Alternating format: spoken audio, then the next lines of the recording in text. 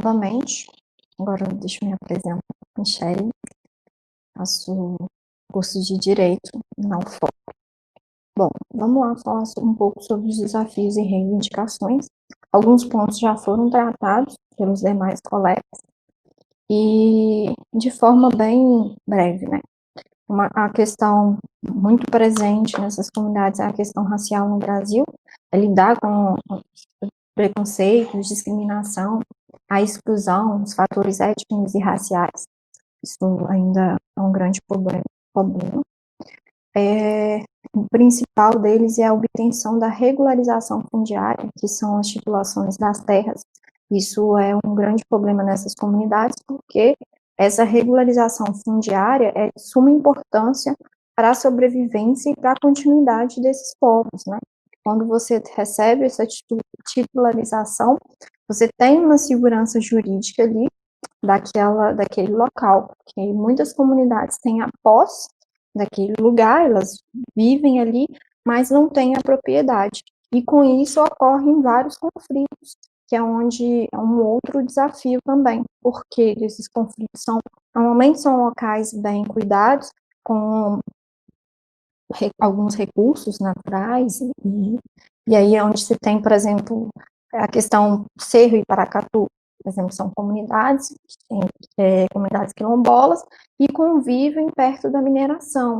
E isso é um grande problema, porque a mineração, ela traz alguns transtornos para essas comunidades, principalmente no que se falar da questão da natureza, da sobrevivência, da continuidade deles, né? Porque tem a mineração traz a questão da destruição da natureza, da falta de água, do pouco recurso, né? Então essa questão econômica é, é, é um desafio muito grande para essas comunidades.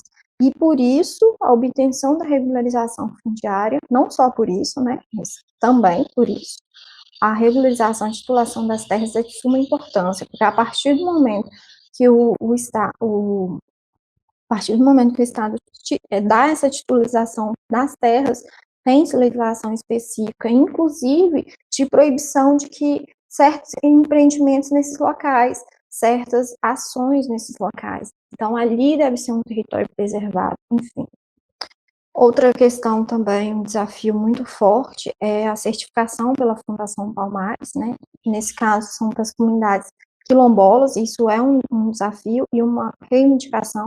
Existem muito mais comunidades quilombolas do que se tem hoje certificado, mas o processo de certificação, ele é muito cansativo, ele é muito desgastante e muito burocrático. Então, atualmente é pior ainda. Outra questão é a demarcação e respeito pelos territórios indígenas, né? Que a luta a gente vê em vários locais, por exemplo, que acontecem os conflitos, né? O desmatamento, enfim, sempre envolve essa questão econômica, né?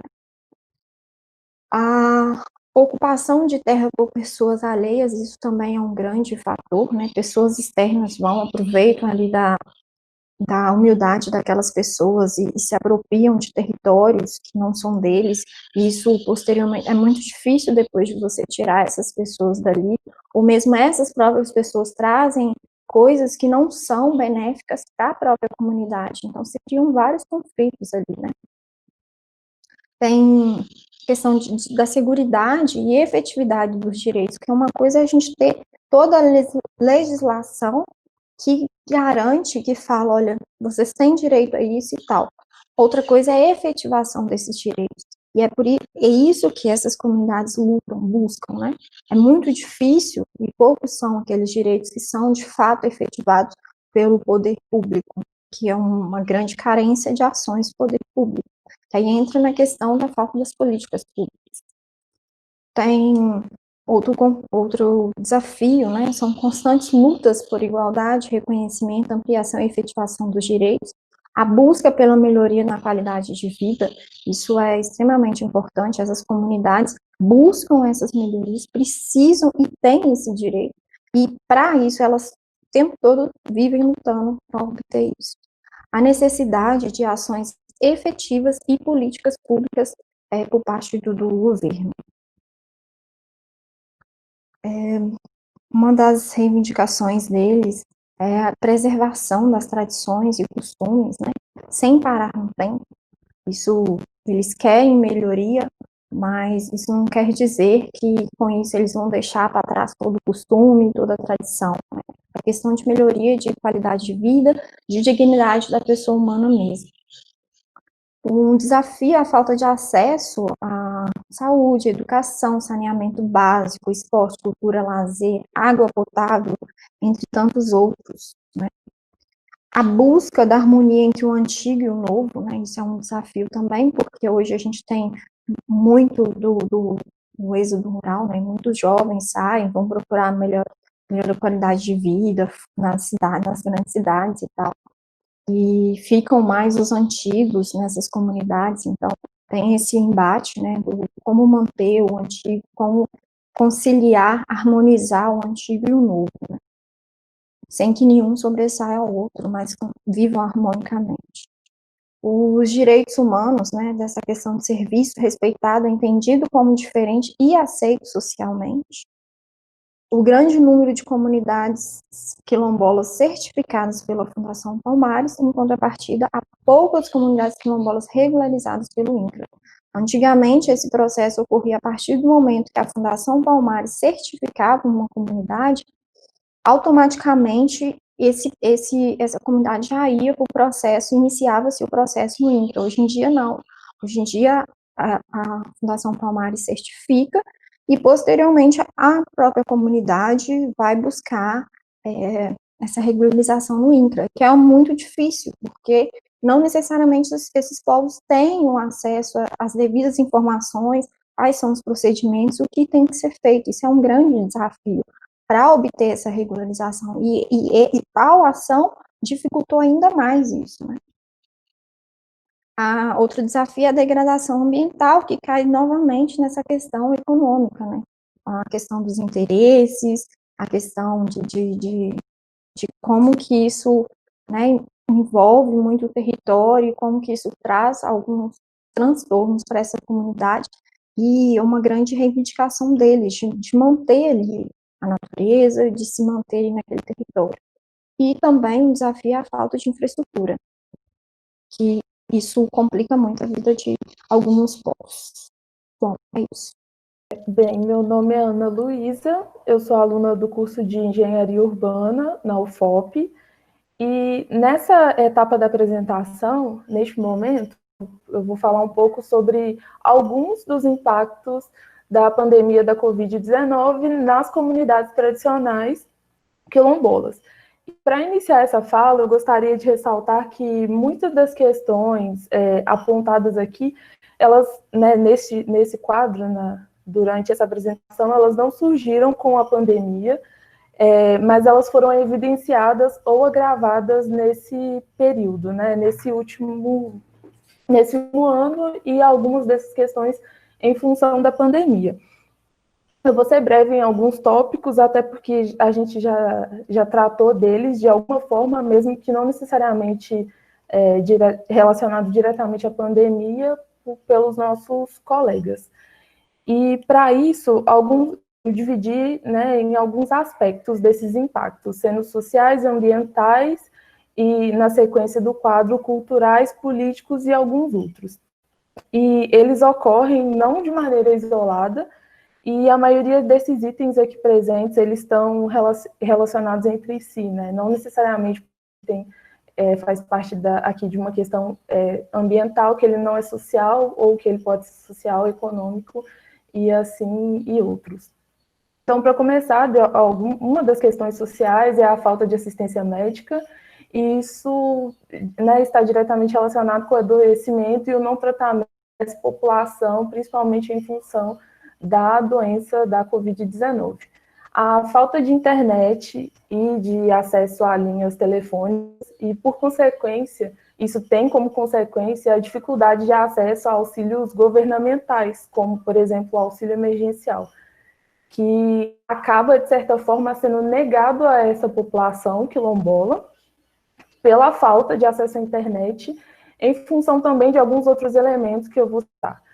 A falta de condição mínima de se manter em isolamento, com o plantio e alimentação de subsistência. Essa não é a realidade de todas as comunidades quilombolas, é muito importante ressaltar isso, mas isso especialmente está relacionado àquelas comunidades que não passaram ainda por um processo de regularização fundiária. E algumas das vezes, pela falta de terra, elas têm que pedir autorização, normalmente ao município, para poder utilizar a terra para fazer o plantio, por exemplo, da própria alimentação. A falta de transporte e acesso a serviços, que podem ser bancários, podem ser até mesmo o serviço médico, né, assistência médica, como já citado, comércio e outros, né. Normalmente, localizar esses atendimentos, eles estão, né, não necessariamente, mas distante dessas comunidades, nos centros urbanos. E muitas comunidades, como já citado pelo Matheus, pelo Hanon também, elas adotaram a moradia distante desses centros, né, das cidades, justamente para garantir a existência, isso desde a sua formação, desde o início. E o aumento da desigualdade educacional também é um outro impacto social que foi agravado pela pandemia, justamente pela falta de recursos financeiros e até mesmo tecnológicos para com as comunidades quilombolas. Nessas comunidades existem universitários, estudantes, e que deveriam ter a oportunidade de se manter informados por meios, no caso, né, não presenciais, durante esse período de pandemia. Alguns dos ambientais por exemplo, a falta de água potável para a higienização pessoal de ambientes e objetos. E uma outra questão, existe um programa governamental que busca ações de serviço de saneamento básico em pequenas comunidades rurais ou comunidades tradicionais. Deixei a referência também, que pode ser consultada posteriormente. E nesse ano de 2020, ainda com a pandemia, ela não teve adoção, né, a dotação orçamentária. E os valores já estimados para o ano seguinte, ou seja, 2021, já foram reduzidos aí 20%. Então, é um fator que acaba sendo ambiental por toda a questão sanitária, né, de assistência a essas comunidades, que nesse momento de pandemia, que seria essencial, acaba trazendo um impacto negativo para essas comunidades.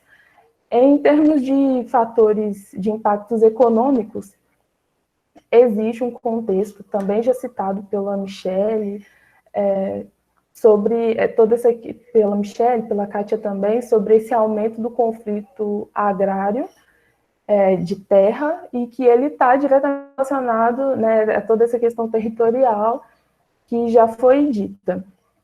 E outras questões, como a dificuldade, especialmente nesse momento de pandemia, de exportação de produtos agrícolas, né, de produções realizadas ali pelas famílias, e tanto produtos agrícolas quanto assim como o corte e a redução do programa de aquisição de alimentos, que foi feito nesse último ano. E esse programa, ele impossibilita, então, ele dificulta o acesso à renda e auxílios acesso à renda por meio da venda desses produtos dessas famílias, dessas comunidades. E que também está relacionado com a questão já citada sobre a dificuldade de acesso à renda, né, não só por esses programas, mas aos auxílios governamentais, como o auxílio emergencial.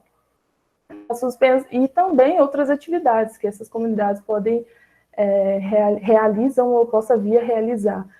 Por exemplo, o turismo de base comunitária, que está suspenso nesse período de pandemia, e que, portanto, é menos uma fonte de renda para algumas comunidades. E eu deixei como exemplo, né, nesse último tópico, uma ação, que é o Programa Emergencial de Compra Direta, feita no governo lá no Paraná, e que serve justamente para, com esse corte e redução já do PAA, existir a possibilidade de atender comunidades, né, não só quilombolas, mas nesse caso também outras diversas da localidade, não é uma realidade mineira, né? Não é aqui, mas é um exemplo que, em certa medida, eu trago para exemplificar ações que poderiam buscar sanar parte do problema econômico para com essas comunidades. Aqui mais alguns impactos. Desses, os culturais, eu gostaria de ressaltar a necessidade dessa política de isolamento, que ela tem limites no modo de vida comunitária. Como já foi bem dito anteriormente aqui, essas famílias, essas comunidades, esses povos, normalmente eles tratam e realizam todas as atividades em conjunto. Então, em conjunto, fabricam, né, produzem artesanato em conjunto, e é uma vida comunitária. E aí eu coloco essa questão justamente para reforçar que, nesse momento, é necessário restringir a presença de estrangeiros, né, nesses locais, e para isso eu já gostaria de falar de uma outra questão que eu deixei no quadrinho aqui mais, que é justamente ressaltar, né, essa falta de determinações municipais ou estaduais específicas para essas comunidades que impedem a visitação nas comunidades quilombolas durante o período de pandemia. E por que a necessidade disso? Algumas comunidades podem ter a informação de uma forma mais ampla, às vezes pode vir essas informações de estudantes universitários que tiveram acesso a essas informações ou outros representantes dentro dessa comunidade. Mas essas medidas, elas se fazem necessárias, importantes, justamente em função dessa possível carência de informação, mas de declarações insensatas de indivíduos notórios, né, no nosso país. Então, acontece, a gente sabe, que algumas declarações públicas de governantes do nosso país, elas não necessariamente vão em encontro ao que realmente deveria ser seguido nesse momento de pandemia. Por isso, a necessidade dessas determinações. E fazer com que essas comunidades tenham informação de melhor qualidade possível. E aí, voltando na questão cultural, eu queria falar também algumas comunidades, elas têm a presença de o que eu chamei aqui de atravessadores, porque foi uma palavra que eu vi, né, algum representante, eu deixei aqui a referência dessas comunidades quilombolas usarem, mas que basicamente seriam equipes ou indivíduos que buscam esses produtos para revenda e normalmente eles vêm de grandes centros urbanos, o que agrava a possibilidade de contaminação dessas comunidades pelo Covid, assim como qualquer outro terceiro. Mas que esses atravessadores, por vez, eles podem ser a fonte de renda, né, de troca também com essa população, que é uma questão cultural. E aí, aqui, em algumas questões políticas, eu ressalto, né, eu destaquei aqui a ausência de ação do Estado, de políticas públicas, que já foi bem dito, a necessidade de regularização fundiária, justamente para garantir que, nesse período, essas comunidades possam se manter em isolamento, e a importância do incentivo de grupos de estudos, de permanência, né, dos grupos de estudos desses povos tradicionais. Já existem universidades, existem exemplos que adotam cursos que são destinados não exclusivamente, mas com foco para as populações de povos tradicionais, entre diversos, né, possíveis, os quilombolas. E esses grupos, eles são extremamente importantes para essa população, justamente para levar informação. Uma coisa, uma pessoa de fora permitir levar essa informação, e uma pessoa que já participa, já faz parte dessa comunidade, levar essa informação de qualidade. E eu falo isso em função dos cortes, né, das universidades que passamos e temos passado, e que atinge diretamente também esses povos. a degradação e extinção de órgãos institucionais que atendem a essas comunidades quilombolas, né? Alguns deles já foram ditos e melhor explicados pelos integrantes, por exemplo, o INCRA, o FUNAI, conselhos. A falta de estrutura governamental básica e não recente para esse escoamento de produção, né, como eu disse lá nas questões econômicas, da assistência à saúde, como eu disse lá nas questões sociais, na educação também, que eu considerei aqui uma questão social, e regularização desses territórios.